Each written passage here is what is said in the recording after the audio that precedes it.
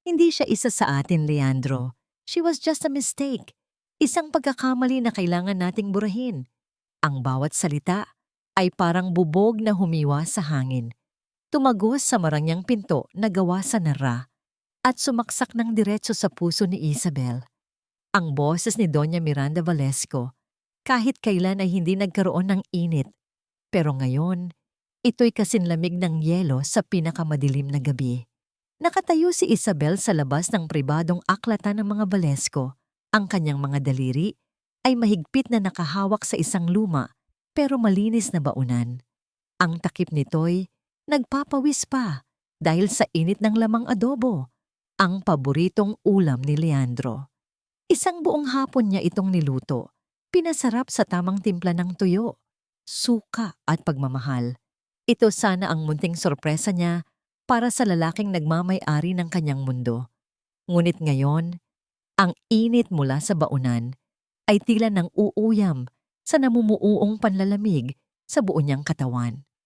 "I know what I'm doing, ma," sagot ni Leandro. Ang boses nito, na dati musika sa kanyang pandinig, ay naging tunog ng pagtataksil. "This ends tonight." Hindi na malaya ni Isabel na unti-unting lumuwag ang pagkakahawak niya sa baunan. Tila nawala ng pakiramdam ang kanyang mga daliri. Dahan-dahan itong dumulas, bumagsak sa makapal at mamahaling carpet ng pasilyo. Ngunit walang ingay na umalingaw-ngaw. O baka mayroon, pero nabibingi siya sa dagundong ng sarili niyang dibdib. Sa loob ng kanyang pagkatao, may isang bagay na gumuho, at ang tunog nito ay mas malakas pa sa kahit anong pagsabog. Ang adobo na simbolo ng kanyang pag-aaruga ay ngayoy nakakalat sa sahig. Isang perpektong larawan ng kanyang durog na puso. Nanatili siyang nakatitig sa sahig, sa nagkalat na piraso ng karne, at sa mantikang unti-unting sinisipsip ng carpet. Bago dahan-dahang itinaas ang kanyang paningin, binuksan niya ang pinto. Nakatayo roon si Leandro, nakatalikod. Kaharap ang kanyang ina na may ngiti ng tagumpay sa mga labi. Sa pagpihit ni Leandro at sa pagkikita ng kanilang mga mata, nawala ang lahat ng kulay sa mundo ni Isabel.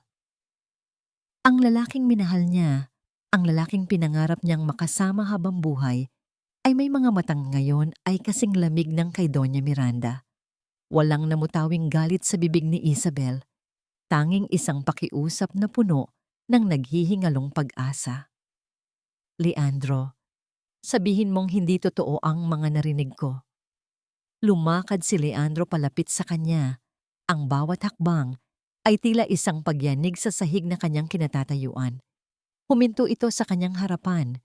Ang mga matay walang emosyon. Ito ang unang sampal. Isang sampal na hindi tumama sa kanyang pisngi, kundi sa kanyang kaluluwa. "Totoo lahat," malamig na sabi ni Leandro. "You were a spy for the Rivases, Isabel. All this time, ginamit mo lang ako. Ginagamit mo ang kahinaan ko sa'yo para makakuha ng impormasyon." Hindi makapaniwalang umiling si Isabel. Ang mga luha ay nagsimulang mamuo sa kanyang mga mata. Hindi, hindi totoo yan. "Oh, Leandro, mahal kita. Alam mo yan." Isang mapaklang tawa ang kumawala sa bibig ni Leandro. Tumingin siya sa mga kamay ni Isabel, ang mga kamay na nagluto ng kanyang paboritong pagkain, ang mga kamay na may kalyo dahil sa pagtatrabaho para lang makasama siya. "Mahal? O mahal mo ang pera ko? Ang kapangyarihan ko?" At doon, dumating ang ikalawang sampal. Mas masakit, mas nakamamatay. May kinuha si Leandro mula sa kanyang bulsa, isang makapal na sobre. Inihagis niya ito sa paanan ni Isabel at ang mga bagong imprentang pera ay kumalat sa sahig, humalo sa natapong adobo. "Ayan," sabi niya, "ang bawat salita ay punyal. Bayad para sa serbisyo mo, para sa lahat ng oras na pinasaya mo ako. Sapat na siguro yan para makabalik ka sa probinsya ninyo at hindi na ulit magpakita sa akin. Now, disappear." Hindi na niya ito tinawag na Isabel. Hindi na niya ito tinawag na mahal. Ang turing niya rito ay isang bayaran, isang serbisyo, isang bagay na maaring bayaran para mawala. Napayuko si Isabel, tinitigan ang pera na nakakalat sa sahig. Ang perang sumisimbolo sa kanyang kahihiyan. Itinaas niya ang kanyang mga kamay at pinagmasdan ang mga iyon. Ang kalyo sa kanyang palad dahil sa paglalaban ng damit niya para makatipid sila sa laundry. Ang maliit na peklat sa kanyang daliri dahil natalsikan siya ng mantika habang ipinagluluto ito. Ang mga marka ng kanyang sakripisyo, ng kanyang pag-aalaga. Sa mata pala ni Leandro, ito ang mga marka ng isang babaeng walang halaga. Dahan-dahan siyang tumalikod, hindi pinulot ang kahit isang piraso ng pera. Bawat hakbang palayo sa silid na yon ay isang pagtapak sa sarili niyang basag na pangarap. Paglabas niya ng mansyon, doon siya sinalubong ng malakas na buhos ng ulan. Tila nakikidalamhati ang langit sa kanyang sinapit. Nanginginig, hinawakan niya ang kanyang tiyan. Sa ilalim ng kanyang damit, sa loob ng kanyang sinapupunan, ay may isang munting lihim na tumitibok. Ang tanging bunga ng pagmamahal na akala niya'y totoo. Ngunit paano niya ito bubuhayin? Paano siya magsisimula ngayon na ang tanging dala niya ay isang basag na puso at isang kahihiyang hindi kayang bilhin ng kahit anong halaga? Ang biyahe sa bus pauwing Quezon ay tila isang mahabang panaginip na ayaw kong magisingan. Nakaupo ako sa tabi ng bintana, ngunit hindi ko nakikita ang mga tanawin na aming dinaraanan. Ang mga puno, ang mga bahay, ang mga taong naglalakad, lahat sila ay malabong imahe lamang, tila isang pinturang binuhusan ng tubig. Ang tanging malinaw sa akin ay ang pakiramdam ng pagiging hungkag, walang luha. Ang sakit na idinulot ni Leandro ay napakalalim, na tila natuyo na nito ang lahat ng luhang mayroon ako. Nang bumaba ako sa terminal ng aming bayan, ang init ng araw ay tila isang sampal na gumising sa akin mula sa pagkamanhid. Bawat hakbang sa maalikabok na kalsada papunta sa lumang bahay na naiwan ni na Inay at Itay ay isang pasanin. Ito ang lugar na tinalikuran ko para sa isang pangarap sa Maynila. Isang pangarap na ngayon ay naging pinakamalaking bangungot ng buhay ko. Ang pagbukas ko sa pinto ng aming bahay ay sinalubong ng isang pamilyar na amoy. Ang amoy ng alikabok at mga lumang kahoy na matagal nang hindi nasisikatan ng araw. May mga sapot ng gagamba sa mga sulok at ang sahig ay puno ng mga tuyong dahon na naipasok ng hangin. Dito ako lumaki. Ngunit ngayon, parang naging dayuhan ako sa sarili kong tahanan. Ang katahimikan sa loob ay nakabibingi. Walang Doña Miranda, walang Leandro. Tanging ako at ang EC_H_ o ng mga masasakit na salitang paulit-ulit na tumatakbo sa isip ko. Nang gabing iyon, sa isang lumang banig, doon ako unang humiga. Pinilit kong pumikit, pero ang mga nangyari ay naglalaro sa aking isipan na parang sirang plaka. Ang malamig na mga mata ni Leandro, ang pera na ikinalat sa sahig, ang salitang serbisyo. Hindi pa rin ako umiiyak. Siguro, ganito kapag namatay na ang puso mo. Nagiging manhid ka na lang.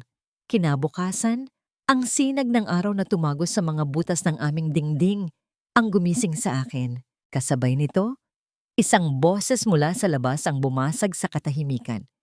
"Isabel, ikaw na ba yan, Hija? Abay buhay ka pa pala." Si Aling Marites, ang aming kapitbahay na ang bibig, ay mas mabilis pa sa balita sa telebisyon. Lumabas ako, pilit nang ngumiti. "Oh Marites, kamusta na?" Sinuri niya ako mula ulo hanggang paa. Ang kanyang mga mata ay parang scanner na naghahanap ng anumang tsismis. "Abay, anong nangyari sa'yo? Ba't parang lusyang ka? Akala ko ba'y nakabingwit ka na ng malaking isda sa Maynila? Nasaan ang asawa mong mayaman?" Ang bawat tanong ay isang karayom na tumutusok sa aking pagkatao. Naramdaman ko ang pag-akyat ng init sa aking mga pisngi. Ang kahihiyan. Wala. Nagbakasyon lang ako. Ang tanging naisagot ko. Isang mapanuyang nangiti ang gumuhit sa labi ni Aling Marites. Bakasyon. O baka naman pinalayas ka na. Naku, mahirap talaga ang buhay, no? Hindi ko na siya sinagot. Nagmamadali akong pumasok sa loob at isinara ang pinto. Sumandal ako rito at naramdaman ko ang panginginig ng aking mga tuhod. Nang kumalam ang sikmura ko, doon ko lang naalala na hindi pa pala ako kumakain mula pa kahapon. Kinapa ko ang aking bulsa at inilabas ang lahat ng natitirang pera ko. Ilang piraso ng barya at isang gusot na 20 piso. Binilang ko. Sapat lang para sa 1 kilong bigas at marahil isang itlog. Ito na. Ito na ang natitira sa akin. Ito ang simula ng bago kong buhay. Isang buhay para sa akin at para sa anak ko. Ngunit habang tinititigan ko ang mga barya sa aking palad, isang matalim na kirot ang biglang sumuntok sa aking dibdib. Napahawak ako rito. Ang hangin ay tila ninakaw mula sa aking mga baga. Nanlabo ang aking paningin at isang malamig na pawis ang nagsimulang tumagaktak sa aking noo. Ang sakit ko sa puso. Inaatake na naman ako. Mag-isa ako. Walang pera. At buntis. Sa sahig ng sirasirang bahay na ito, habang ang dibdib ko ay parang pinipiga, isang tanong ang pumasok sa isip ko. Dito na ba matatapos ang lahat? Ang sakit sa aking dibdib ay parang isang higanting kamay na pumipiga sa aking puso. Ninanakaw ang bawat hininga. Sa pagdilim ng aking paningin, ang tanging naiisip ko ay ang munting buhay sa loob ko. Hindi pa, Panginoon. Huwag pa po ngayon. Sa gitna ng aking pag-aagaw buhay, isang malakas na kalampag sa pinto ang yumanig sa buong bahay na sinundan ng isang pamilyar na boses. Isabel, buksan mo to. Nakita kita kanina sa palengke. Alam kong nandyan ka. Si Berto, ang kaibigan ko mula pagkabata. Isang mangingisda na ang balat ay kulay kayumanggi dahil sa araw at ang mga kamay ay magaspang dahil sa lambat. Hindi ko alam kung paano, pero nagawa kong gumapang papunta sa pinto at binuksan ito. Ang huli kong nakita ay ang nag-aalalang mukha ni Berto. Bago ako tuluyang nilamon ng kadiliman, nagising ako sa amoy ng alkohol at sa malamig na hangin mula sa isang lumang electric fan. Nasa isang maliit na klinika ako, ang tanging pagamutan sa aming bayan. Ang pintura sa dingding ay natutuklap na at ang bakal na kama na aking hinihigaan ay may kalawang sa mga gilid. Ito ang mundong kinalakhan ko. Ang mundong akala ko ay natal. Ang sakit sa aking dibdib ay parang isang higanting kamay na pumipiga sa aking puso. Ninanakaw ang bawat hininga. Sa pagdilim ng aking paningin, ang tanging naiisip ko ay ang munting buhay sa loob ko. Hindi pa, Panginoon. Huwag pa po ngayon. Sa gitna ng aking pag-aagaw buhay, isang malakas na kalampag sa pinto ang yumanig sa buong bahay na sinundan ng isang pamilyar na boses. Isabel, buksan mo to. Nakita kita kanina sa palengke. Alam kong nandyan ka. Si Berto, ang kaibigan ko mula pagkabata, isang mangingisda na ang balat ay kulay kayumanggi dahil sa araw at ang mga kamay ay magaspang dahil sa lambat. Hindi ko alam kung paano, pero nagawa kong gumapang papunta sa pinto at binuksan ito. Ang huli kong nakita ay ang nag-aalalang mukha ni Berto. Bago ako tuluyang nilamon ng kadiliman, nagising ako sa amoy ng alkohol at sa malamig na hangin mula sa isang lumang electric fan. Nasa isang maliit na klinika ako, ang tanging pagamutan sa aming bayan. Ang pintura sa dingding ay natutuklap na at ang bakal na kama na aking hinihigaan ay may kalawang sa mga gilid. Ito ang mundong kinalakhan ko, ang mundong akala ko ay natalikuran ko na. Salamat sa Diyos at gising ka na, sabi ni Berto na nakaupo sa isang silyang kahoy sa tabi ko. Ang kanyang mukha ay puno ng pag-aalala. Inatake ka na naman pala ng puso mo, Isa. Mabuti na lang at napadaan ako. Bago pa ako makapagpasalamat, pumasok ang isang matandang doktor. Ang kondisyon mo ay masilan, Hija. May butas ang puso mo. Delikado para sa isang nagbubuntis. Kailangan mong mag-ingat. Ang mga sumunod na araw ay isang malabong panaginip ng sakit at takot. Hanggang sa isang gabi, ang sakit sa aking dibdib ay napalitan ng ibang uri ng sakit. Isang sakit na tila pumupunit sa aking buong katawan. Oras na. Ang panganganak ko ay isang laban sa pagitan ng buhay at kamatayan. Bawat pag-ire ay isang panganib sa aking mahinang puso. Sa gitna ng aking paghihirap, isang anino ang pumasok sa silid. Si Father Joaquin, ang matandang pari ng aming parokya. Hinawakan niya ang aking kamay at bumulong ng mga dasal. Ang kanyang presensya ay nagbigay sa akin ng kakaibang lakas. At sa huling hininga ng aking lakas, isang malakas na iyak ng sanggol ang pumuno sa maliit na silid. Nawala ang lahat ng sakit, nawala ang takot. Ang tanging naririnig ko na lang ay ang iyak ng aking anak. Inilapag siya ng nurse sa aking dibdib. Isang maliit na nilalang. Kulubot ang balat. Ngunit para sa akin, siya ang pinakamagandang bagay na nakita ko sa buong buhay ko. Lalaki, sabi ng nurse, nakangiti. Habang hawak ko siya, ang lahat ng pait at galit na dala ko mula sa Maynila ay unti-unting natunaw, napalitan ng isang pagmamahal na hindi ko pa naramdaman kailanman. Tinitigan ko ang kanyang mga mata at sa mga matang iyon, nakita ko ang aking bagong simula. Anong ipapangalan mo sa kanya? Tanong ni Father Joaquin. Huminga ako ng malalim. Elion. Elion Val Monteluz. Elion, dahil siya ang aking liwanag sa gitna ng kadiliman. Val, isang lihim na bakas ng sakit na hinding-hindi ko malilimutan. At Monteluz, ang aking pangalan, ang tanging yaman na maipapamana ko sa kanya. Tinitigan ko ang aking anak at bumulong ng isang pangako. Anak, hindi ka lalaki sa galit, hindi ka lalaki sa puot. Palalakihin kita sa pagmamahal na hindi kayang tumbasan ng kahit anong yaman sa mundo. Ito ang aking sumpa. Hindi ko hahayaang ang kasalanan ng kanyang ama ang maging anino ng kanyang pagkatao. Sa sandaling iyon, ang maliit niyang kamay ay gumalaw at mahigpit na hinawakan ng aking daliri. Isang maliit na hawak, ngunit para sa akin, iyon ang pinakamalakas na puwersa sa sansinukob. Iyon ang nagbigay ng bagong direksyon sa aking nawasak na buhay. May dahilan na ako para mabuhay, may dahilan na ako para lumaban. Ngunit ang pag-asang iyon ay agad na sinampal ng realidad. Kumatok ang nurse at pumasok na may dalang isang piraso ng papel. Ma'am Isabel, ito na po ang listahan ng mga gastusin sa ospital. Tiningnan ko ang mga numero sa papel. Ang halaga ay sapat na para ubusin ang natitirang laman ng sobrang bigay ni Leandro. Ang perang isinumpa kong hindi ko gagalawin, ngunit kinailangan kong gamitin para sa buhay ng aking anak. Pagkatapos nito, wala na.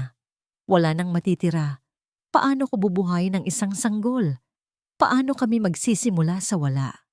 Ang mga perang papel na minsan kong isinumpang parang lason ay naging ugat ng buhay para sa aming dalawa ni Elion. Bawat sentimo ay maingat kong binadget. Para sa gatas, para sa gamot, para sa mga lumang damit na binibili ko sa ukay-ukay. Ang mga taon ay lumipas na parang isang mahabang, walang katapusang pagtitiis. Ang aking araw ay nagsisimula bago pa man tumilaok ang mga manok. Sa isang improbisadong kalan sa likod bahay, sa ilalim ng liwanag ng isang gasera, doon ako nagluluto ng puto, kutsinta at pichi-pichi. Ang init mula sa apoy ay dumadampi sa aking balat, habang ang aking likod ay nananakit sa magdamag na paghahanda.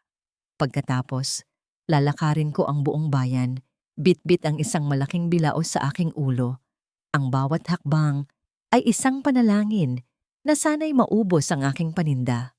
Sa hapon, pagkatapos maglaba ng mga damit ng ibang tao, Ako naman ay nagiging tutor sa mga anak ng aking mga suki.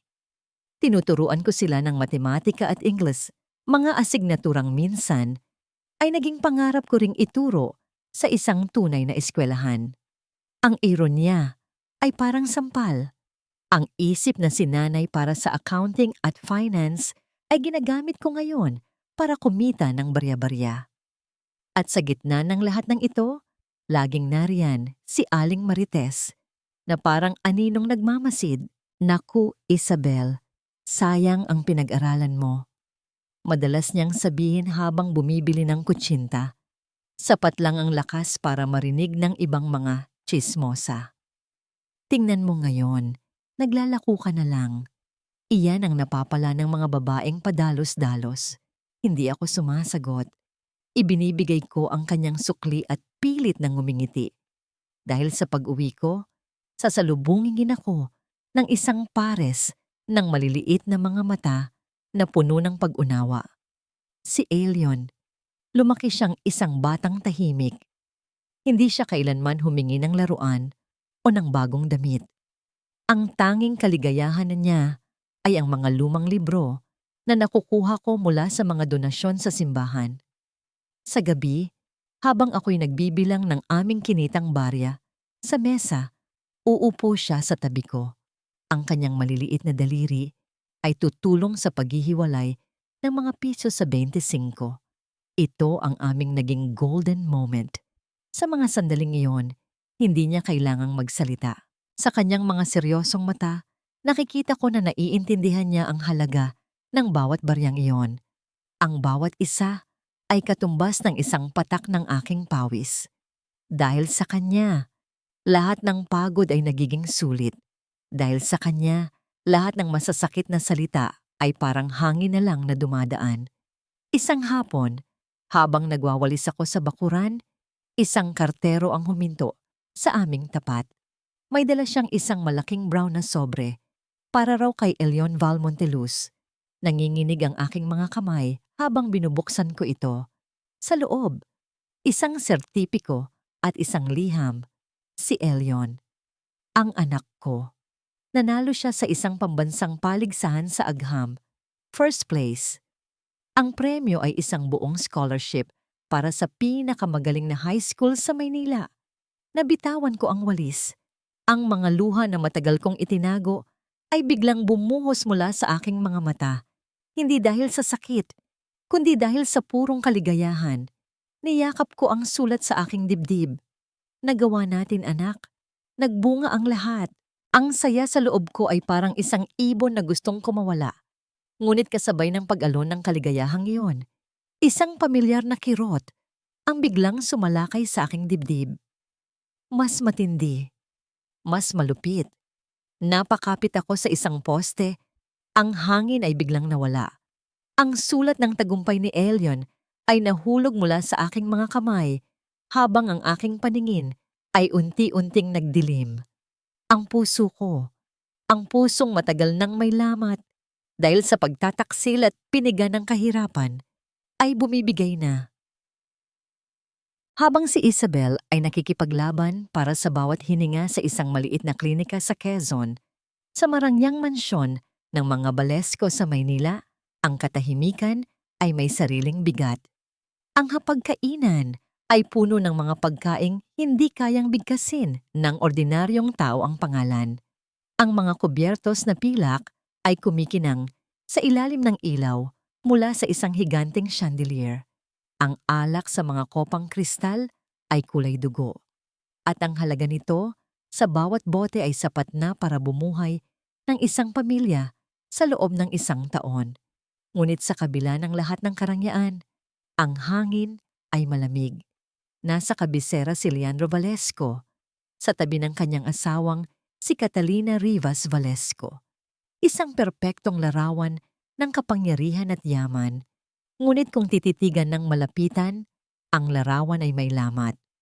You seem but distant tonight, Leandro. As always, basag ni Catalina sa katahimikan, ang kanyang boses ay walang init, kasing perpekto at kasing lamig ng diamanteng hikaw sa kanyang mga tainga. Hindi siya tiningnan ni Leandro. Ang atensyon nito ay nasa pag-ikot ng alak sa kanyang kopa. Marami lang iniisip sa kumpanya, Kat. You know how it is. Isang maliit at hindi tapat ng ngiti ang sumilay sa labi ni Catalina. Of course, ang kumpanya. Palagi namang ang kumpanya. Hindi na muling nag-usap ang dalawa hanggang sa matapos ang hapunan. Pagkatapos, tumayo si Leandro at nagtungo sa kanyang pribadong study, ang kanyang kanlungan. Ang silid ay amoy mamahaling tabako at lumang libro. Nagsalin siya ng isa pang baso ng alak at umupo sa kanyang silyang gawa sa leather. Sa labas, ang mga ilaw ng syudad ay kumikislap. Ngunit para kay Leandro, ang lahat ng yon ay walang kulay. Ang tagumpay ay may lasang abo. Ang yaman ay may pakiramdam ng pagiging hungkag. Ilang taon na ang lumipas. Ilang taon na siyang kasal. Ilang taon nang sinusubukan niyang kumbinsihin ang sarili na tama ang kanyang naging desisyon, na ang pagpili sa pamilya at sa negosyo kaysa sa isang babaeng mula sa probinsya ay ang tanging landas na dapat niyang tahakin. Pero gabi-gabi, sa katahimikan ng kanyang pag-iisa, bumabalik ito.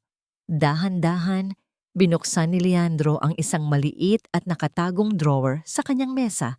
Sa ilalim ng mga importanteng dokumento, may isang bagay doon na hindi alam ni Numan, kahit ni Catalina o ng kanyang ina. Isang luma at medyo lukot na litrato. Kinuha niya ito.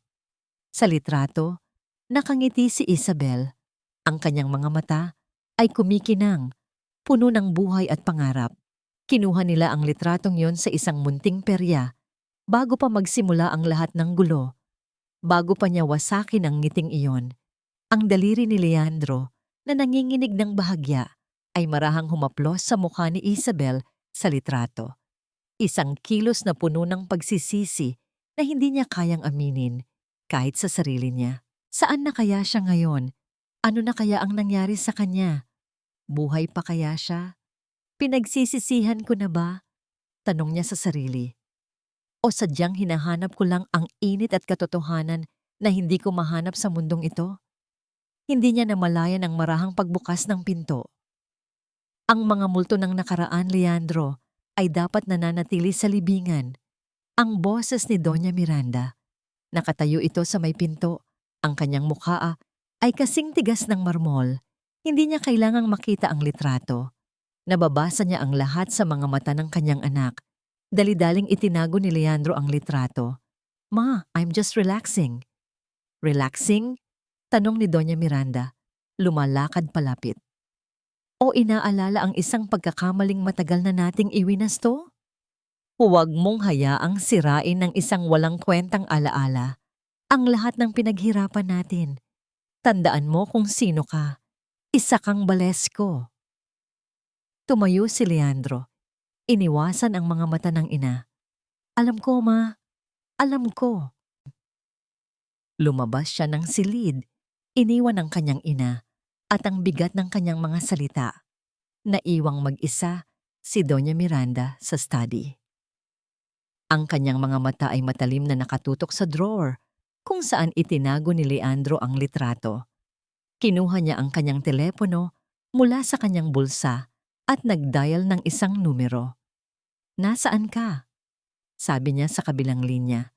Ang kanyang boses ay mahina, ngunit puno ng awtoridad. Mayroon akong ipapagawa sa'yo. Oo, tungkol sa kanya. Subaybayan mo ang bawat galaw niya sa Quezon. Ayokong magkaroon ng kahit anong sorpresa. Siguraduhin mong mananatili sa probinsya ang problema. Ang bawat araw pagkatapos kong makalabas sa klinika ay isang maliit na milagro. Nakaligtas ako, ngunit may kasamang babala mula sa doktor. Stress ang pinakamalaki mong kalaban, Isabel. Isang matinding pagod o sama ng loob pa, at baka hindi mo nakayanin. Ang mga salitang yon ay parang anasan ng hangin na laging bumubulong sa aking tainga.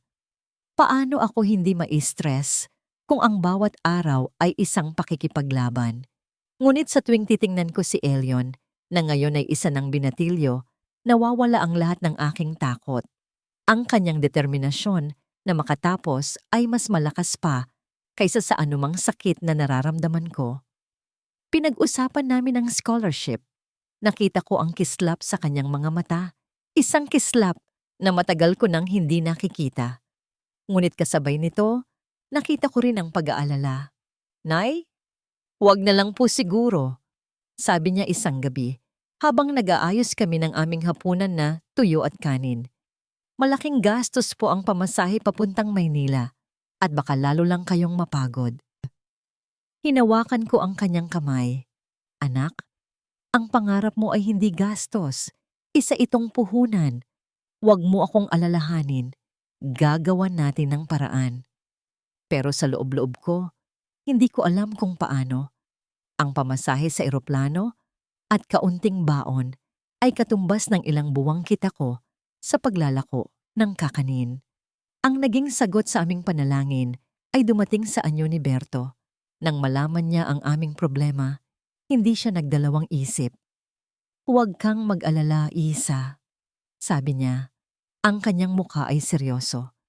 Utang ko sa iyo ang buhay mo. Kung hindi dahil sa iyo, sa payo mo noon na mag-ipon ako para sa sarili kong bangka. Siguro hanggang ngayon, tauhan pa rin ako ng iba. Kinabukasan, may isang malaking garapon na salamin na lumitaw sa maliit na tindahan sa kanto.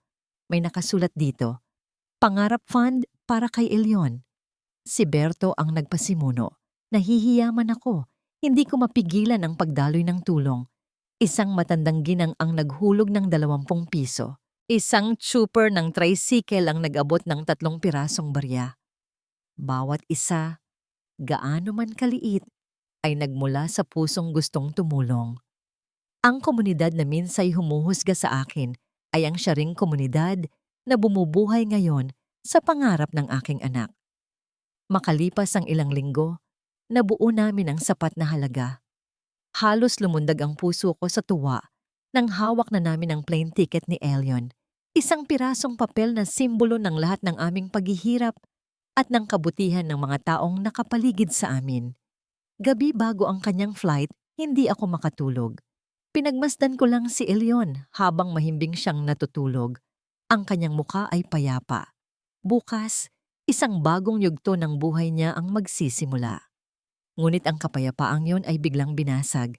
Isang nakakapasong liwanag mula sa labas ang gumising sa akin, na sinundan ng sigawan ng mga tao.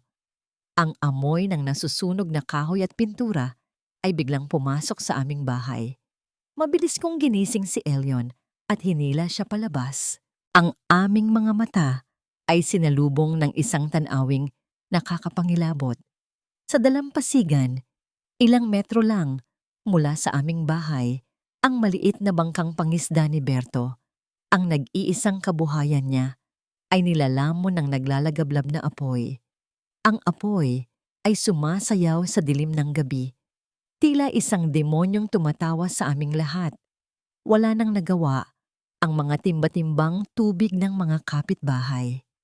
Sa loob lamang ng ilang minuto, ang bangka ay naging abo. Nakatayo si Berto, nakatingin sa nawala niyang kabuhayan. Ang kanyang mukha ay blangko. Baka naiwang gasera lang, sabi ng isang kapitbahay. Aksidente lang yan. Ngunit habang tinititigan ko ang nagbabagang uling, isang malamig na takot ang gumapang sa aking buong katawan. Hindi ito aksidente, alam ko. Ang apoy na ito ay hindi para kay Berto. Ito ay isang mensahe. Isang mensahe para sa akin. Isang paalala na gaano man kalayo ang aking takbuhin, gaano man katagal ang lumipas, ang anino ng mga Valesco ay laging nakasunod. At hindi lang buhay ko ang kaya nilang sirain, kundi pati na rin ang buhay ng mga taong tumutulong sa akin. Ang abo mula sa nasunog na bangka ni Berto ay matagal nang tinangay ng hangin, ngunit ang init ng apoy na yon ay nanatiling naglalagablab sa dibdib ni Elyon. Hindi bilang galit na nakasusunog, kundi bilang isang puyos na nagpaandar sa kanyang mga pangarap. Lumipas ang mga taon na parang mabilis na pagpapalit ng pahina sa isang libro. Ang batang dating nagbibilang ng barya sa ilalim ng gasera ay wala na. Sa isang mataas na gusali sa Singapore, Nakatayo ang isang lalaking hinubog ng disiplina at talino, si Elion. Ang kanyang suot na bespoke suit ay yakap ng kanyang matikas na pangangatawan at ang kanyang mga mata, na minsan ay puno ng takot, ngayon ay kasing talim na ng agila. Isa na siyang tinitingalang pangalan sa mundo ng business restructuring. Siya ang the salvage expert, ang taong tinatawagan kapag ang isang higanting kumpanya ay nasa bingit na ng kamatayan. Tumunog ang kanyang telepono sa ibabaw ng mahogany desk. Ang pangalan sa screen ay ang kanyang executive assistant, Sir Elion. Bunggad ng boses sa kabilang linya. "The representatives from the Philippines are insisting on meeting you," sabi nila. Critical na ang kondisyon ng kumpanya nila. They are begging for your expertise. Huminga ng malalim si Elion. Nilalaro ang isang mamahaling fountain pen sa kanyang mga daliri. "Sinabi ko na sa kanila, my schedule is full until next year." "I told them, sir, but they sent a dossier." Sabi nila, personal daw itong pakiusap ng chairman. Tumigil ang pag-ikot ng ballpen sa kanyang kamay. "Send it in." Ilang sandali pa, pumasok ang kanyang assistant at inilapag ang isang makapal na folder sa kanyang mesa. Ang logo sa harap ay isang pamilyar na simbolo, isang berdeng puno na may gintong mga ugat. Valle Verde Holdings, ang kumpanyang nagmamay-ari ng kalahati ng Maynila. Ang kumpanyang pinamumunuan ng mga Valesco. Ang kumpanyang dahilan kung bakit may butas ang puso ng kanyang ina. Binuklat ni Elion ang folder. Ang mga numero ay hindi nagsisinungaling. Ang higanting imperyo ay gumuguho. Massive debt, internal corruption, plummeting stock prices. Ang kumpanya ay parang isang matandang puno na kinakain ng anay mo mula sa loob. At ang chairman na pumirma sa sulat ng pakiusap ay walang iba, kundi si Leandro Valesco. Isang mapait na ngiti ang sumilay sa mga labi ni Elion. Ang tadhana nga naman, naisip niya, ang mga taong nagtapon sa amin na parang basura ay ngayon ay lumuluhod para sa aking tulong. Bago siya makapagdesisyon, muling tumunog ang kanyang personal na telepono. Ibang ringtone. Ito ang ringtone na tanging para sa isang tao lang. "Ma?" Sagot niya agad. Ang kanyang boses na kanina ay malamig at profesional ay biglang naging malambot at puno ng pag-aalala. "Anak." Ang boses ni Isabel sa kabilang linya ay mahina, parang tinatangay ng hangin. Rinig ni Elion ang bigat ng bawat paghinga ng kanyang ina. "Tumawag lang ako para batiin ka. Nabalitaan ko kay Berto na na-promote ka daw uli." "Ma, wag mo na intindihin yon." Mabilis na sagot ni Elion, nakaramdam ng kirot sa kanyang dibdib. "Kumusta ang check-up mo? Ininom mo ba ang gamot mo?" Nagkaroon ng sandaling katahimikan sa kabilang linya bago sumagot si Isabel. "Ayos lang ako, anak. Huwag mo akong alalahanin. Basta masaya ka." "Masaya na rin ako." Alam ni Elion na nagsisinungaling ang kanyang ina. Alam niyang lumalala ang kondisyon nito. Ang perang ipinapadala niya ay nakakabili ng pinakamagagandang gamot at doktor. Pero hindi nito kayang bilhin ang nawalang oras at ang pusong unti-unting napapagod. Kailangan niyang umuwi. Kailangan niyang makasama ang kanyang ina sa mga huling sandali nito. At para magawa iyon, kailangan niyang harapin ang dahilan ng lahat ng kanilang pagdurusa. Ibinaba niya ang telepono at muling tinitigan ang dosye ng Valle Verde. Ito na ang pagkakataon, hindi para maghiganti gamit ang dahas, kundi para ayusin ang mali. Para ipakita sa kanila kung ano ang sinayang nila. Para bawiin ang dangal na ninakaw sa kanyang ina, pinindot niya ang intercom. "Martha, book the earliest flight to Manila and tell the Valescos I accept the position as interim CEO." Kinuha niya ang kanyang pen at sa ilalim ng kontrata ay pumirma ng isang pangalan na yayanig sa buong Valle Verde. Hindi niya ginamit ang apelyidong Valesco. Ang pirma niya ay matikas, malinaw, at puno ng paninindigan. Elion Monteluz. Tumayo siya at lumapit sa bintana. Tinatanaw ang skyline ng Singapore. Sa refleksyon ng salamin, nakita niya hindi ang sarili niya, kundi ang imahe ng kanyang ina. Pagod, sugatan, pero nakatayo pa rin. "Parating na ako, ma," bulong niya sa hangin. At sa pagkakataong ito, hindi na tayo ang yuyuko. Ang elevator ng Valle Verde Tower ay tila isang bakal na kabaong na humihigop ng hangin habang umaakyat ito patungo sa ika-40 palapag. Tahimik ang paligid, tanging ang mahinang ugong ng makina at ang mabilis na tibok ng puso ni Elion ang nararamdaman sa loob. Nakasuot siya ng isang charcoal gray suit na gawa sa Italia. Ang kanyang buhok ay nakaayos ng pulido at ang kanyang mukha ay walang mababakas na emosyon.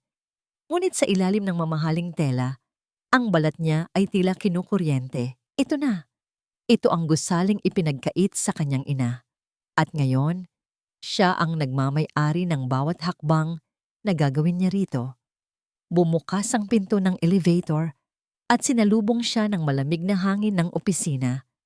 Ang sahig na gawa sa marmol ay kumikinang sa ilalim ng mga ilaw at ang mga empleyado ay nagmamadaling umiwas ng tingin, takot sa bagong berdugo na ipinadala para linisin ang kumpanya.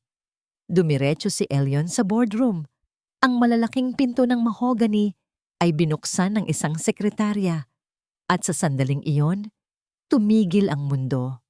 Nasa loob sila. Ang mga arkitekto ng kanyang pighati. Sa kabisera, nakaupo si Leandro Valesco. Ang lalaking nasa alaala ni Elion ay makisig at puno ng buhay, ngunit ang nasa harap niya ngayon ay isang anino na lamang. Ang buhok nito ay puti na, ang mga balikat ay nakabagsak, at ang mga mata ay pagod, tila pasan ng bigat ng mundo. Sa kanan nito ay si Doña Miranda. Kahit matanda na, nandoon pa rin ang talim sa kanyang mga mata. Ang tindig ng isang reyna na ayaw bumaba sa trono kahit nasusunog na ang kastilyo. At sa kaliwa, si Catalina Rivas. Balot ng mamahaling alahas, ngunit may mukhang puno ng pagkabagot at hinala. "Gentlemen, ladies," bati ni Elion. Ang boses niya ay malalim, baritono, at puno ng awtoridad na agad pumuno sa silid. Tumayo si Leandro. Inayos ang kanyang kurbata. Isang galaw ng taong kinakabahan. "Mr. Monteluz, salamat sa pagtanggap ng aming imbitasyon. We've heard great things about you." Iniabot ni Leandro ang kanyang kamay. Tinitigan ito ni Elion. Ang kamay na iyon, ang kamay na humaplos sa mukha ng kanyang ina. Ang kamay na naghagis ng pera sa putikan. Ang kamay na pumirma sa hatol ng kanilang paghihirap. Sa loob ng isang segundo, gusto ni Elion na duraan ang kamay na yon. Gusto niyang sumigaw, "Hindi mo ba ako kilala? Ako ang anak na itinapon mo." Ngunit sa halip, inabot niya ito at nakipagkamay ng mahigpit. "Mr. Valesco," sagot niya ng walang emosyon. Ang balat ng kanyang ama ay malamig at basa ng pawis. "Let's not waste time. I'm here to work, not to socialize." Umupo si Elion sa dulo ng mesa, sa tapat ni Leandro. Siya ngayon ang de facto na pinuno. "Diretsuhin na natin," panimula ni Elion. Binubuksan ang kanyang laptop. "Valle Verde is bleeding. Ang utang ninyo ay triple ng inyong assets. May mga nawawalang pondo sa 5 subsidiaries. At ang stock price ninyo ay mas mababa pa sa presyo ng isda sa palengke." Namula si Doña Miranda. "Iyo, baka nakakalimutan mong bisita ka lang dito. We built this empire while you were still in diapers." Hindi natinag si Elion. Tumingin siya ng diretso sa mata ng matanda. "With all due respect, madam, you built it, yes. But you also destroyed it. Kung gusto ninyong isalba ko ang barkong ito, kailangan ko ng access sa lahat. Lahat. Past records, hidden ledgers, personal expenses ng board. Walang itatago." Nagkatinginan sina Leandro at Catalina. May takot sa kanilang mga mata. "You have full authority, Mr. Monteluz," mahinang sabi ni Leandro, sumusuko. Gawin mo ang kailangan mong gawin. Ang sumunod na mga oras ay isang madugong operasyon. Isa-isang tinanggal ni Elyon ang mga ghost employees. Kinansela ang mga maaksayang proyekto ni Catalina at hinarap ang mga korap na opisyales. Ang boardroom ay naging isang katayan at si Elyon ang may hawak ng itak. Nang sumapit ang gabi, naiwan si Elyon sa opisina. Umuwi na ang mga Valesco, dala ang kanilang takot at kahihiyan. Tahimik na ang buong palapag. Ito ang oras na hinihintay niya. Pumunta siya sa records room. Dito nakatago ang mga lumang files na hindi pa nadidigitize. Ang alikabok ng nakaraan ay lumilipad sa hangin habang binubuksan niya ang mga kahon mula sa 20 taon na ang nakakaraan. Hindi pera ang hinahanap niya. Hinahanap niya ang katotohanan. Pagkatapos ng ilang oras na paghahalongkat, nakita niya ito. Isang lumang folder na may label na Confidential, Personnel Termination, 199X. Binuksan niya ito. Ang kanyang mga daliri ay bahagyang nanginginig. At doon, sa gitna ng mga papel, ay isang dokumento. Isang voucher ng pagbabayad. Ang pangalan ng benepisyaryo, Isabel Monteluz. Ang halaga ay malaki noong panahong iyon. Pero ang description sa ibaba, ang nagpakulo ng dugo ni Elyon. Reason for payment, settlement for industrial espionage, at termination of service. Bayad pinsala para sa pagnanakaw ng impormasyon at pagtatapos ng serbisyo. Hindi lang nila pinalayas ang kanyang ina. Pinapirma nila ito sa isang kasinungalingan. Ginawa nilang opisyal na magnanakaw ang babaeng walang ibang ginawa kundi magmahal. At sa ibaba ng dokumento, nandoon ang pirma na nagkumpirma ng lahat. Hindi ito pirma ni Doña Miranda. Ang tinta ay itim at mariin. Ang pirma ay kay Leandro Valesco. Napahigpit ang hawak ni Elyon sa papel hanggang sa malukot ito. Ang galit na kanina pa niya pinipigilan ay sumabog sa kanyang dibdib. Akala niya, baka napilitan lang si Leandro. Baka biktima lang din ito. Pero ang papel na ito ay pruweba. Alam ni Leandro. Si Leandro mismo ang nagbayad para patahimikin at dungisan ang pangalan ng kanyang ina. Wala kang alam, Leandro. Bulong ni Elyon sa madilim na silid. Ang kanyang boses ay puno ng puot na kayang sunugin ang buong gusali. Akala mo, nabili mo na ang katahimikan namin. Pero ang utang na ito, sisingilin ko ng buhay. Ang gabi ay lumalim, ngunit ang mga ilaw sa opisina ng CEO sa Valle Verde Tower ay nanatiling gising, parang nag-iisang mata na nakadilat sa gitna ng natutulog na syudad. Si Elyon ay hindi isang CEO sa gabing ito. Siya ay isang manghuhukay ng libingan. Sa bawat dokumentong kanyang binubuklat, sa bawat ledger na kanyang sinusuri, unti-unti niyang binubungkal ang baho na matagal nang itinago ng pabango ng yaman at kapangyarihan. Hindi nagtagal, lumitaw ang tunay na anyo ng korupsyon. Hindi lang ito tungkol sa maling pamamalakad. Ito ay pagnanakaw.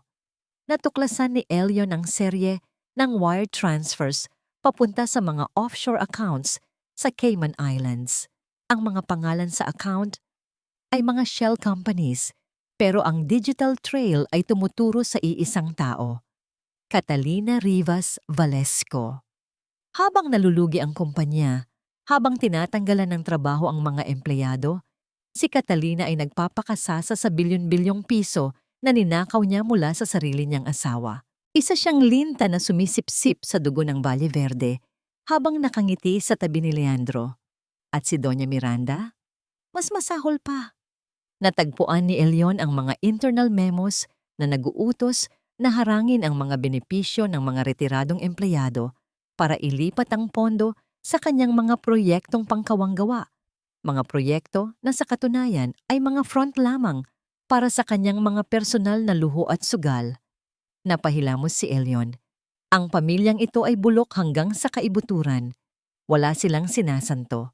Kung nagawa nila ito sa sarili nilang kumpanya, sa libu-libong tao na umaasa sa kanila, ano pa kaya ang kaya nilang gawin sa isang babaeng walang kalaban-laban tulad ng kanyang ina? Tumayo siya at lumapit sa private safe sa likod ng desk ni Leandro. Ibinigay ni Leandro ang combination kanina bilang tanda ng pagsuko, isang desperadong hakbang para makuha ang tiwala ni Elion. Marahil ay inakala ni Leandro na nalinisan na ni Doña Miranda ang lahat ng ebidensya. Pinihit ni Elion ang dial. Ang tunog ng mekanismo ay parang pagpitik ng orasan. Click! Bumukas ang mabigat na pinto ng bakal. Sa loob, wala ng pera. Tanging mga titulo ng lupa, mga lumang kontrata, at isang maliit na kahon na gawa sa velvet na pula. Mukhang lalagyan ng alahas. Kinuha ito ni Elion. Magaan ito. Nang buksan niya, hindi sing-sing o kwintas ang laman. Ito ay isang nakatuping papel na nanilaw na sa paglipas ng panahon at isang maliit na ultrasound photo. Nanlamig ang buong katawan ni Elion. Ang hangin sa silid ay biglang naging yelo. Dahan-dahan, binuklat niya ang papel. Ito ay isang medical report mula sa isang pribadong klinika sa Makati. 25 taon na ang nakakaraan. Patient name? Isabel Monteluz. Diagnosis: pregnancy positive, 6 na weeks. Condition: high risk due to rheumatic heart disease. Napako ang tingin ni Elion sa petsa ng dokumento. Oktubre 12. Mabilis niyang kinuha ang termination voucher na nakita niya kanina. Ang dokumentong nilagdaan ni Leandro para palayasin si Isabel. Ang petsa ng voucher. Oktubre 11, 1 linggo. May 1 linggo sa pagitan ng pagtuklas ng pagbubuntis at pagpapalayas. Ang ibig sabihin nito, noong pinalayas nila si Isabel, noong tinawag nila itong espiya, noong inihagis nila ang pera sa mukha nito, alam nila. Alam nilang buntis siya. Alam nilang may sakit siya sa puso. Alam nilang ang stress ay maaring pumatay sa kanya at sa sanggol. Hindi ito simpleng pagtataksil. Ito ay tangkang pagpatay. Napasandal si Elion sa pader. Ang kanyang mga tuhod ay nanghina sa bigat ng revelasyon. Ang akala niya ay itinapon lang sila dahil mahirap sila. Pero ang katotohanan ay may mas demonyo pa. Itinapon sila dahil nagbunga ang pagmamahalan. Ang batang nasa sinapupunan.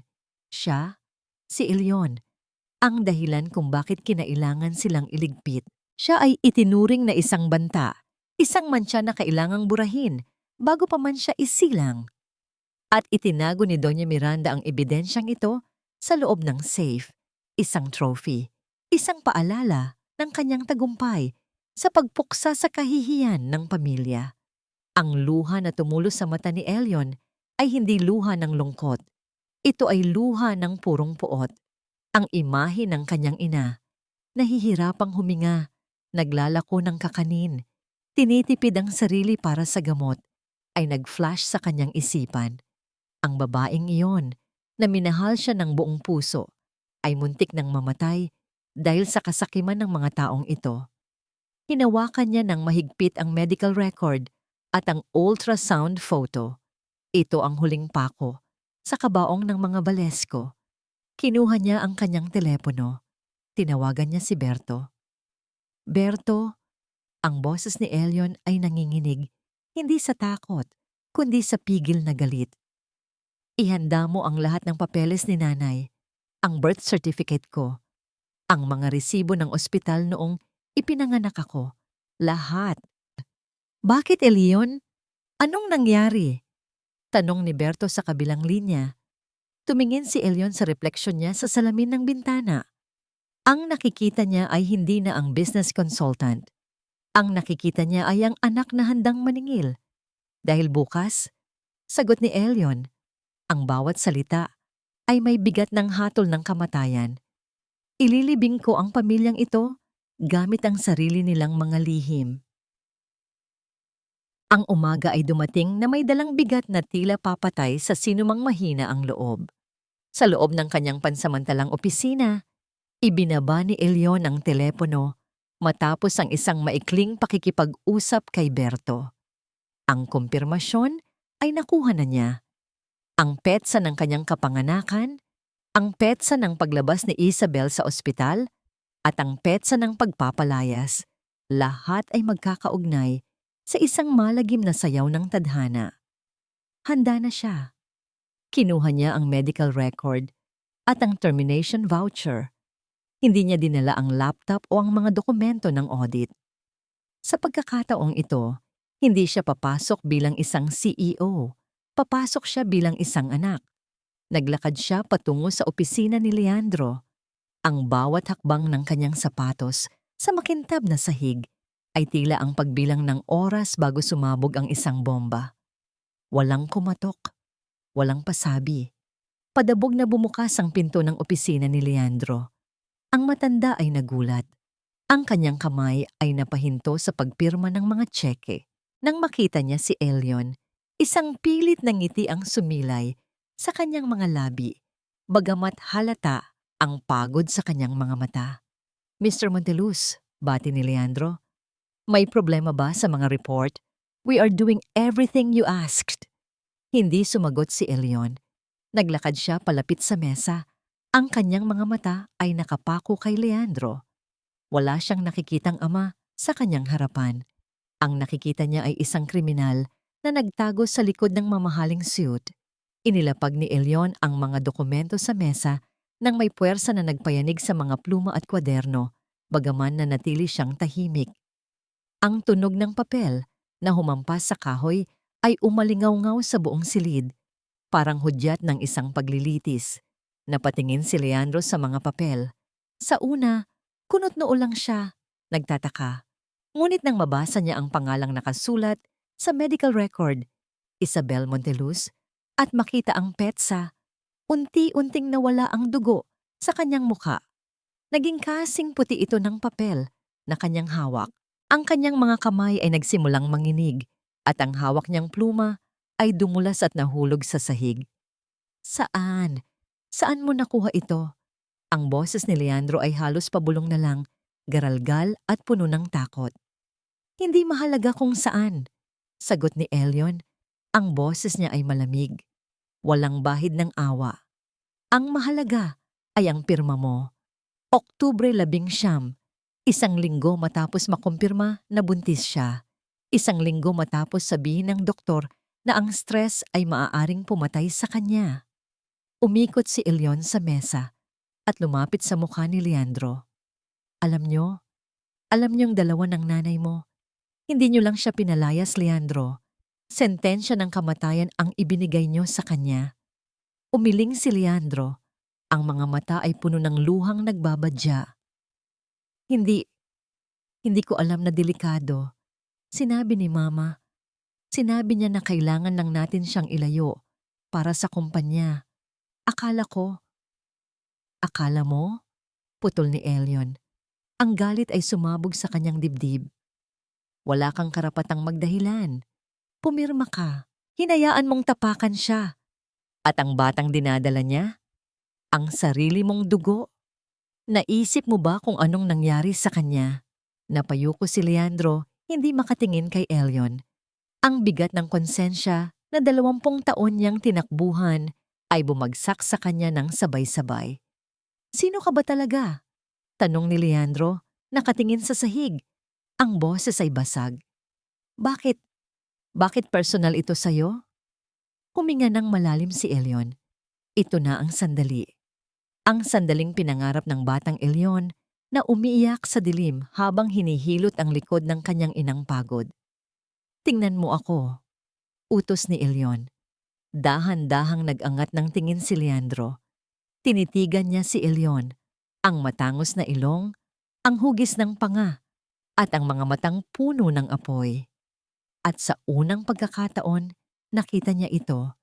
Hindi ang estrangherong CEO, kundi ang sarili niyang refleksyon. Ang mga mata ni Isabel na nakahalo sa kanyang sariling mukha. Ako si Elion. Pagpapakilala niya. At bawat pantig ay may diin, Val Monteluz. Ang pangalang ibinigay ni Isabel. ang lihim na marka. Valesco. Napasinghap si Leandro. Napahawak siya sa kanyang dibdib. Tila siya ang inaatake sa puso. Anak, ang salitang yon ay parang lason sa pandinig ni Elion. Huwag mo akong tawaging anak. Wala akong ama. Ang meron lang ako ay isang ina na halos mamatay araw-araw para buhayin ang batang gusto niyong iligpit. Sa sandaling iyon, padabog na bumukas ang pinto. Pumasok si Doña Miranda, suot ang kanyang pearl necklace at ang kanyang designer dress. Ang muka ay puno ng pagkadismaya. Ano ang ingay na ito? Sigaw niya. Rinig hanggang sa hallway ang boses ninyo. Leandro, bakit hinahayaan mong sigawan ka ng empleyadong ito? Hindi siya pinansin ni Elion. Nanatili ang tingin niya kay Leandro na ngayon ay umiiyak na ng tuluyan, nakatakip ang muka sa kanyang mga palad. Napatingin si Doña Miranda sa mesa at nakita ang medical record. Sa isang iglap, naintindihan niya ang lahat. Ang kanyang mukha ay namutla. Pero hindi tulad ni Leandro.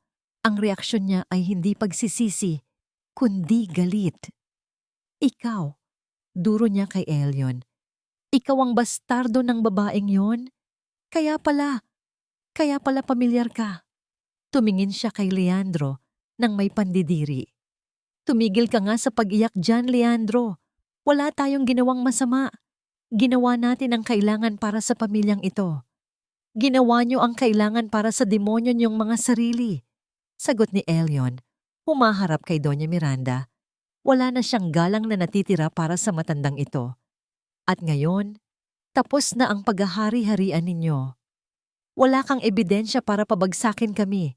Matapang na sagot ni Doña Miranda. Ako ang batas sa kumpanyang ito. Ngumiti ng mapait si Elion. Hindi, madam. Ang batas ay nasa labas.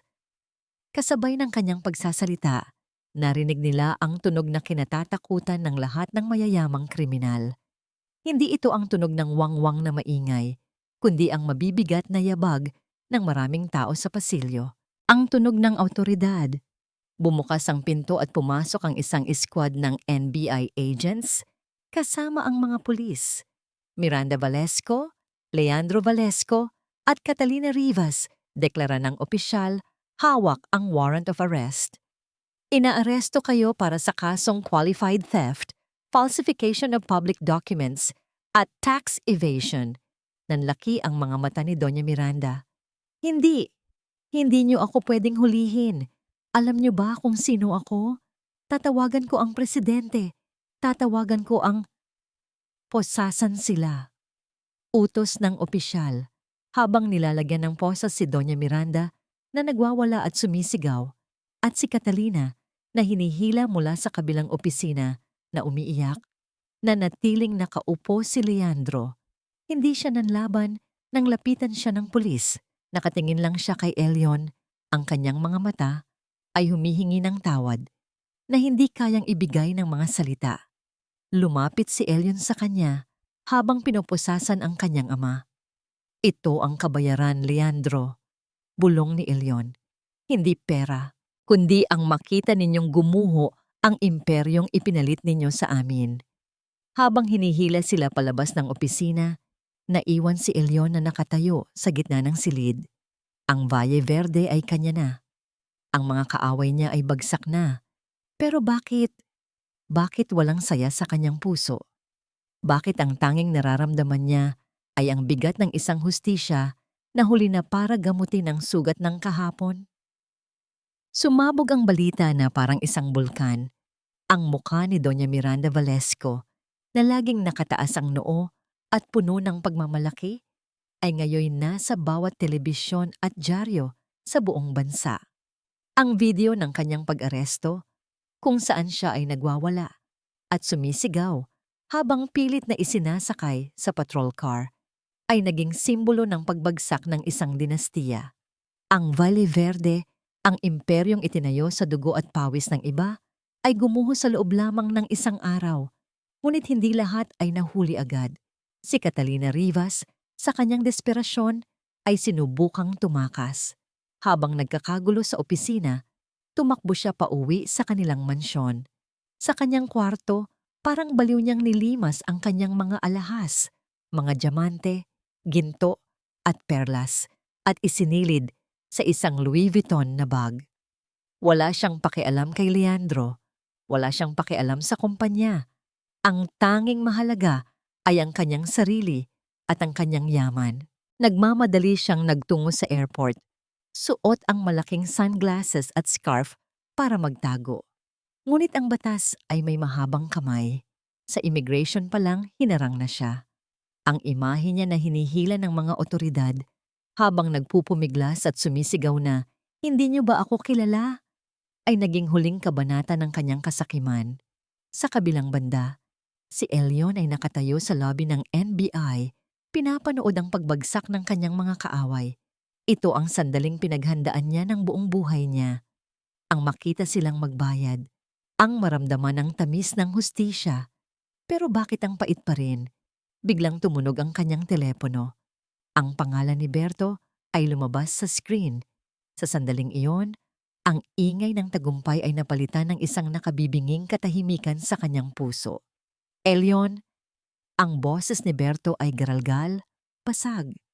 "Ang nanay mo. Isinugod namin sa ospital. Sabi ng doktor, hindi na aabutin ng umaga." Nanlamig si Elion. Ang lahat ng kanyang ginawa, ang pagpapabagsak sa kumpanya, ang pagpapakulong sa kanila, ay biglang nawala ng saysay. Para saan pa ang hustisya kung mawawala naman ang taong pinag-aalayan niya nito? "Parating na ako," sagot ni Elion. Ang boses ay nanginginig. Lumingon siya at nakita si Leandro. Nakaupo sa isang sulok, nakaposas, at nakayuko. Ang dating makapangyarihang CEO ay mukhang isang matandang pulubi na nawalan ng lahat. Lumapit si Elion sa mga ahente. "Dalhin siya sa sasakyan ko." "Sir, bawal po, nasa kustodya siya," sagot ng ahente. "Isama niyo siya o sisiguraduhin kong ang kasunod na iimbestigahan ko ay ang opisina ninyo," banta ni Elion. Ang kanyang mga mata ay nagliliyab. Kailangan niyang makita ang ginawa niya. Kailangan niyang makita kung sino ang pinatay niya. Ang biyahe papuntang ospital ay mabilis at tahimik. Si Leandro ay nakatulala lang sa bintana. Ang mga luha ay walang tigil sa pagdaloy. Si Elion naman ay mahigpit na nakahawak sa manibela.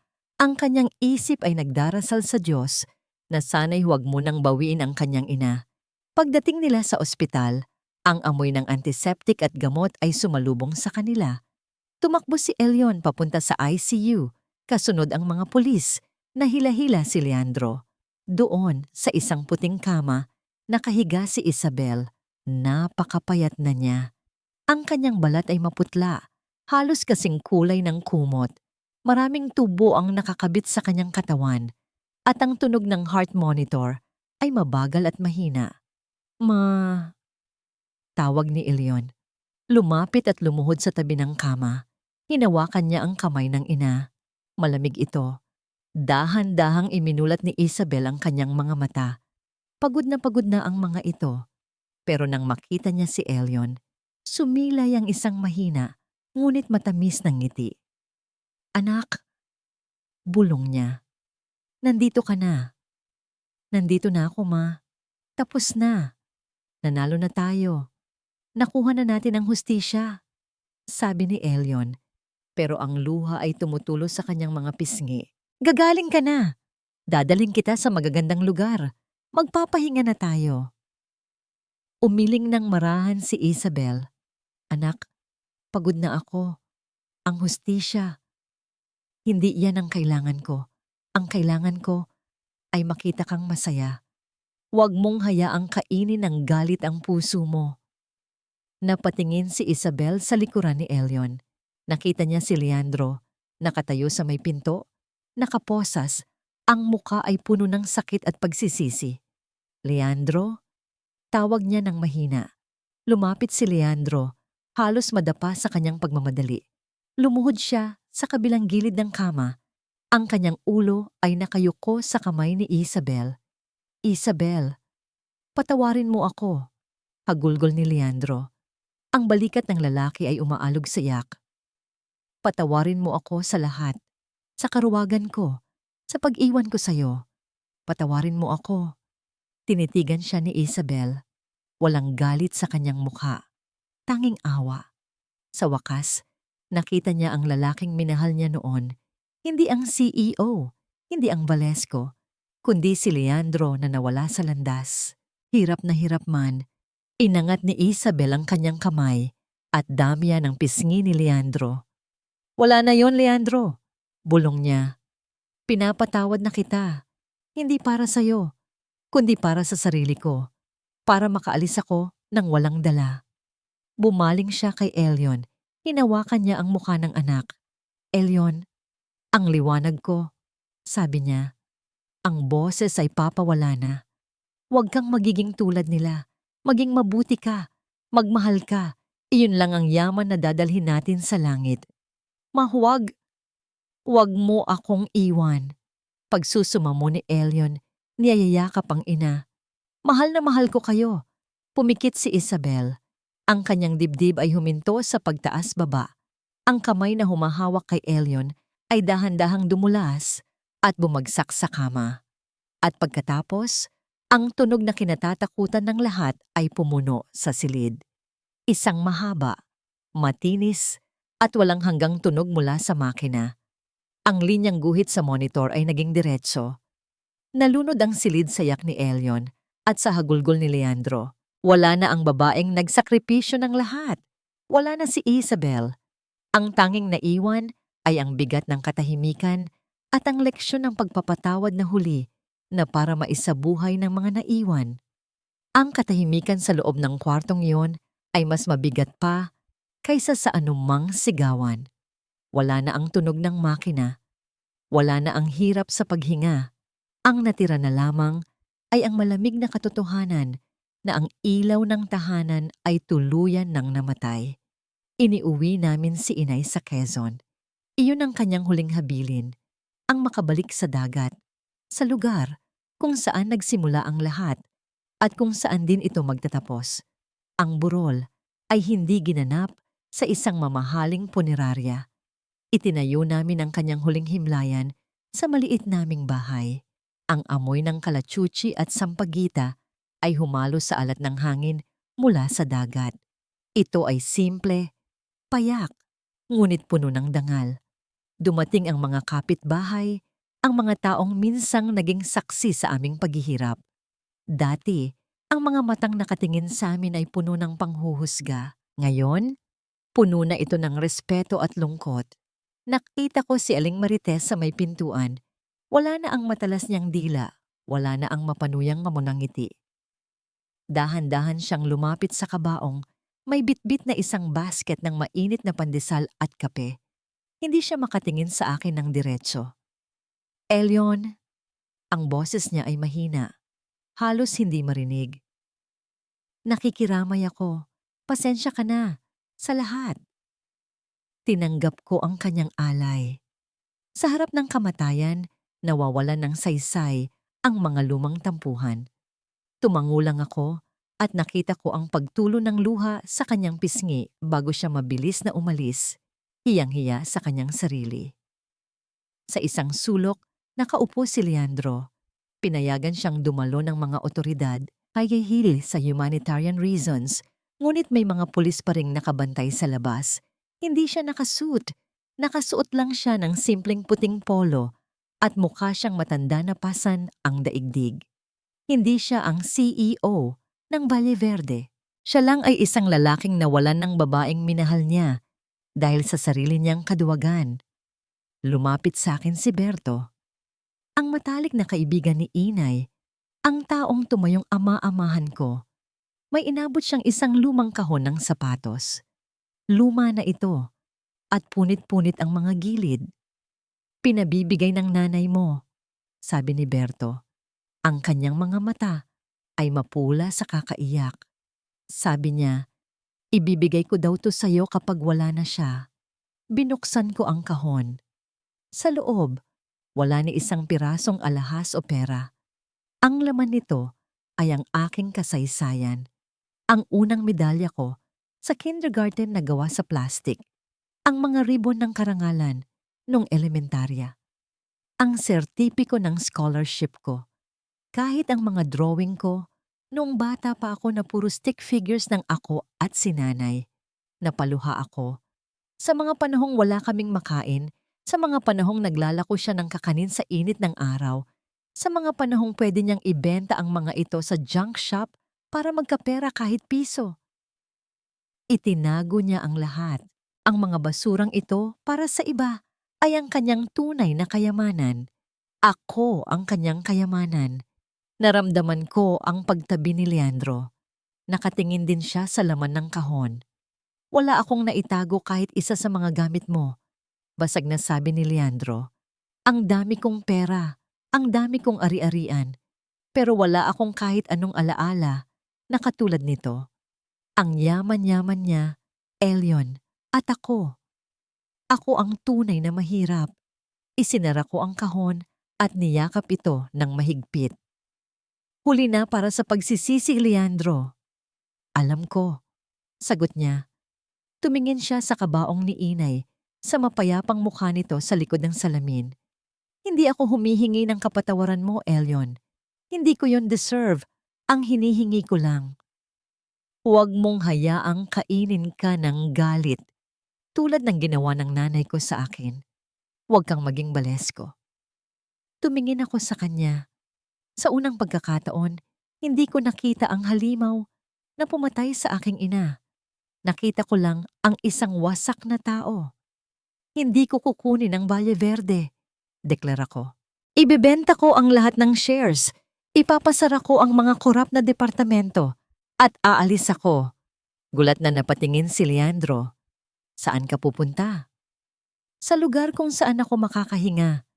Sa lugar kung saan ang pangalan ko ay Monteluz lang at hindi anak ng may-ari ng kumpanya. Dumating ang oras ng libing. Habang ibinababa ang kabaong sa lupa, naramdaman ko ang paggaan ng aking dibdib. Ang bigat ng paghihiganti, ang bigat ng puot, ay sumama sa paglilibing kay Inay. Nang matapos ang lahat at nag-alisan na ang mga tao, naiwan si Leandro. Lumapit sa kanya ang mga pulis para posasan siyang muli. Bago siya isakay sa patrol car, lumingon siya sa akin. At pagkatapos, lumingon siya sa dagat, sa malawak at asul na karagatan kung saan madalas nakaupo si Inay habang naghihintay sa kanya noon. Hindi pa ako tapos magbayad, Isabel, bulong ni Leandro sa hangin, pero sapat para marinig ko. Uumpisahan ko pa lang. Pumasok siya sa loob ng sasakyan ng pulis nang walang pagtutol. Habang papalayo ang sasakyan, naiwan akong nakatayo sa dalampasigan, hawak ang kahon ng aking mga alaala, habang ang araw ay dahan-dahang lumulubog sa guhit tagpuan, nagbabadya ng isang bagong umaga. Lumipas ang isang taon at ang dagat sa Quezon ay nanatiling saksi sa pagpapalit ng panahon. Ang mga alon na minsan ay sumabay sa pag-iyak ni Isabel ay ngayoy humahampas sa dalampasigan na may dalang musika ng kapayapaan. Sa lugar kung saan nakatayo, ang dating sira-sirang bahay ni na Isabel, ngayon ay nakatindig ang isang simple ngunit matibay na gusali na pininturahan ng kukulay ng langit. Sa itaas ng arko ng pinto, nakaukit ang mga letrang ginto. Isabel Monteluz Foundation. Hindi ito isang kumpanya. Ito ay isang tahanan. Isang kanlungan para sa mga single mothers na walang matakbuhan at para sa kanilang mga anak na nangangarap makapag-aral. Nakatayo si Elion sa beranda, pinagmamasdan ang mga batang naglalaro sa bakuran. Wala na siya sa suot niyang designer suit. Nakasuot siya ng simpleng linen shirt at ang hangin ay malayang humahaplos sa kanyang mukha. Wala na ang bigat sa kanyang mga balikat. Ang Valle Verde ay isa na lamang alaala. Ibinenta niya ang karamihan ng shares at ginamit ang bilyon-bilyong pondo para itayo ang institusyong ito. Ang hustisya ay dumating ng tahimik, ngunit madiin. Si Doña Miranda ay kasalukuyang nasa isang correctional facility. Ang babaeng dating nag-uutos sa daan-daang empleyado ay ngayon nag-iisa sa isang maliit na selda. Tanging ang malamig na pader ang kausap. Wala nang bumibisita sa kanya. Ang kanyang pangalan ay binura na sa kasaysayan ng high society. Si Catalina naman ay nagsisilbi ng kanyang sentensya. Ang kanyang ganda at luho ay pinalitan ng uniforme ng bilanggo at pagsisisi. At si Leandro? Dako ang tingin ni Elion sa may warehouse ng foundation. Doon, may isang lalaking may edad na, maputi na ang buhok, na abala sa pagbubuhat ng mga kahon ng relief goods. Pawisan ito, payat, at mukhang pagod.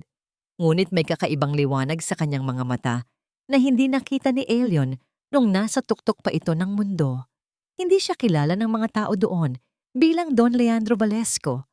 Kilala siya bilang Kuya Lando, ang masipag na volunteer na laging nauunang dumating at huling umaalis. Ibinenta ni Leandro ang lahat ng natitira sa kanya matapos ang kaso. Hindi siya nagtago ng kahit ano. Ang bawat sentimo ay ibinigay niya sa foundation at ang natitira niyang lakas ay iniaalay niya sa pagsisilbi. Ito ang kanyang penitensya, hindi sa kulungan, kundi sa mismong lugar na ipinagkait niya sa mag-ina niya noon. Nagtagpo ang mga mata nila ni Elion. Tumigil si Leandro sa pagbubuhat. Isang tipid na tango lang ang ibinigay niya kay Elion, isang tango ng respeto at pasasalamat. Tumango pabalik si Elion. Wala nang yakapan, wala nang madamdaming eksena.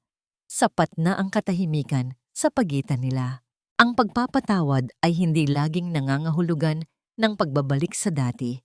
Minsan, ito ay ang pagpapalaya sa isa't isa mula sa gapos ng galit.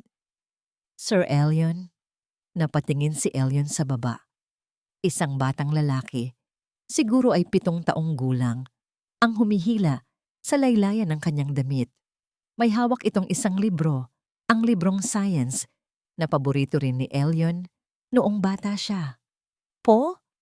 Sagot ni Elion, lumuluhod para magpantay ang kanilang mga mata.